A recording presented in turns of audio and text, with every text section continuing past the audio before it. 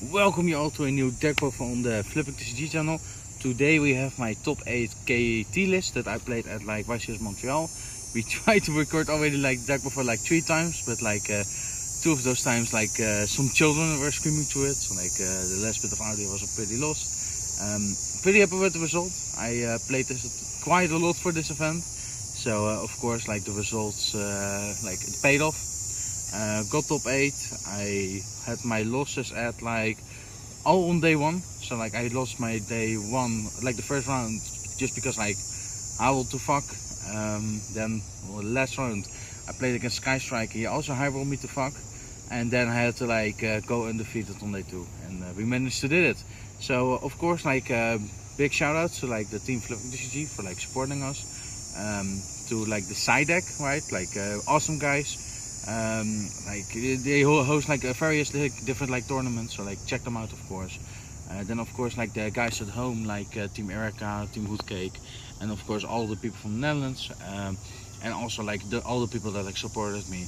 Like there were like lots of them that were rooting for me through like various different like communications, like Discord, Twitter, everything. Like even people I didn't know. So like that was pretty awesome. Also really nice to see like a lot of faces in real life. So I'm definitely going to do like more like non-European events in the future. So stay tuned for that. And of course like thanks to Lawrence to like travel with me on this awesome experience. So what I got like the day 2 like 5 specs, like the top 8, top 16. I got this beautiful thing, which is actually pretty good to play Dueling Book on. So I don't know, like it's probably like Konami attendant, so like I can like play Dueling Book while in the plane or something, and the train, everything like that. But yeah, let's go over the deck profile, I think. So I play pretty like cookie cutter like KT, I think. Like the format is already solved, so I play triple Q. Like many people think like Q is of course like an incredible starter.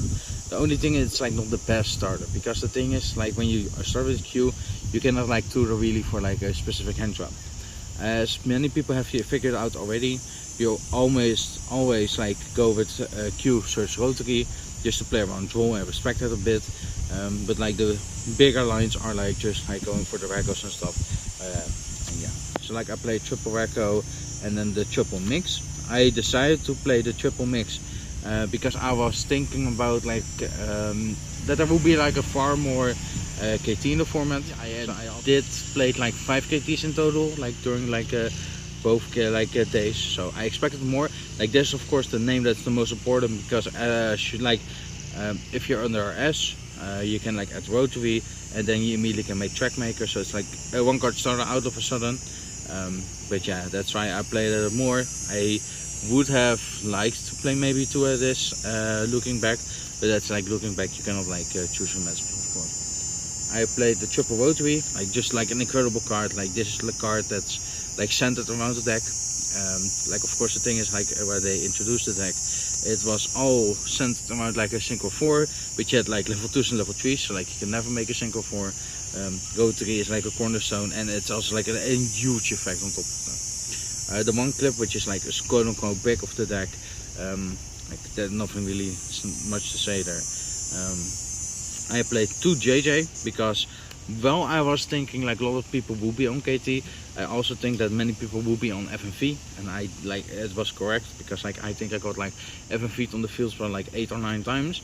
The amount of times I placed like a second field spell literally like saved my day. So yeah, that's like wonders. I play triple KTS. Like nothing really more to say. It's a starter, it's an extender, it's a dodger, it's like it's just incredible. The one overtake, because it's just like Italy, but then like another quick break spell. Dual Genesis, which is like the overtake or the KTS. Of course, like the prosperity, which is like a form of like engine and non-engine, or like both. But it like also saved my day like quite a lot of times. So this is all for the engine. And before I forget, like of course shout out to like the Dragon card, like in Eindhoven, because that's how I got like all of this like in max rarity. So a big shout out to them, and let's go over the non-engine, of course. So for the non-engine, it's also pretty cookie cutter. I played like the triple Ash, which is like non-explanatory. the triple bell, which is like non-explanatory. You play the triple fader, which is like non-explanatory. Then I played like the one ogre, which is like nobody here plays like branded for a reason, but it's still like against like Elfenode and stuff like that.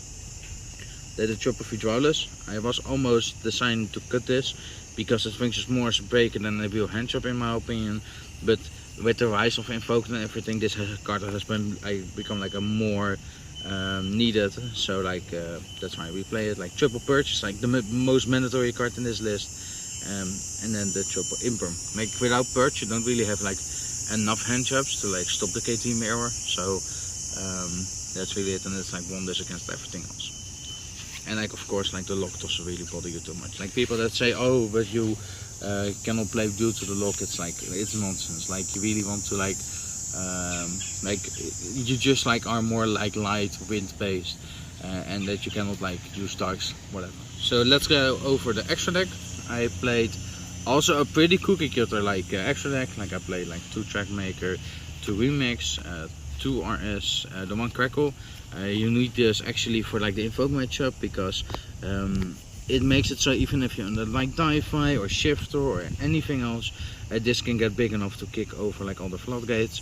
Then the 2 Loudness War. This really helped me for sure. I like looking back at the tournament, you could get like 1 remix, but it was like I don't really need anything else. I was already like pretty happy with everything I had. So that's really it. Then the 1 Zelen, the 1 Amritara. Like many people will say you don't really play like a contact C in this deck list, but actually like Amritara is like contact C out. You just have to play a little bit different because like when you start like go to give Vidralis for example, you can like make her like the VSSR Amritara. Of course, this is only like your first special summon. So you add like the KTS. You look at the hand, you see the contact C, and then let's say for example what you can do is like keep the Amritara to the end of your entire combo. Because the moment they contact C you, for example, you can pop it to Amritara to give all your singles like additional attack. You don't use it for the attack of course, but just to like pop down contact C. So that's like a nifty out, but like of course I don't play like the Prima Donna. I didn't feel it was needed for this like YCS. The 1 back to back, 1 Typhon because we play so many hand traps. Never really came up. Like I would say like the matches where it came up was like more on like the attack on giant card, which I won the giant card with. The 1 Wind Pegasus and the 1 Malong, these are like your Vidralis like reveals, and then like 2 nice tokens, and then we go for like the side deck. So like there's nothing really like explanatory about this like much. It's like pretty like cookie cutter, maybe for the part that you don't play with contact C out like a Prima Donna. And then for the side deck I played like the 3 Furlos, the 3 Pavulia and the 2 Droll. So you lean this against like the PAL decks in the format, or like the bigger like combo decks. It's unreliable to really hand trap them, so AKT can pretty well play through board. I played the 1 Illusion Gate. It's mainly there for like various different matchups, and it's also there to round up like your side patterns mostly. So this was more like a multifunctional card. So like I see it more like as like a 4th Imperm or like a whatever card, like just like an additional copy of like multiple cards. So even though it looks like a 1 of it actually isn't. Then I played like the 1 Call by, the 1 Reframing and the 1 Judgment as like a going first options, right? I didn't think like you need more because the deck is already pretty powerful going going first, that you don't really need like more cards that function like that. And you also don't want to like side in like the spells and traps, where normally you would play hand traps in my opinion, because the thing is like the code 3 like consistency like goes lacking. You really want to have like a level 3 paired up with it, and you don't play that many level 3s, even though you play like a punch, right? And then I played like the 3 Dominus Spark. It was mainly there for the KT, but it also has like various different matchups. And it's one of the only cards that can really contest with like a Go-To-Key, right? Like Go-To-Key review Rekko, and then they go Go-To-Key, you spark this, and you normal like the hand trap like Rekko, then at least you have a bigger chance to win. But also you can just wait for it if your opponent already has like everything, and then nuke something on the end board of course. So that's it for the profile. I really enjoyed it.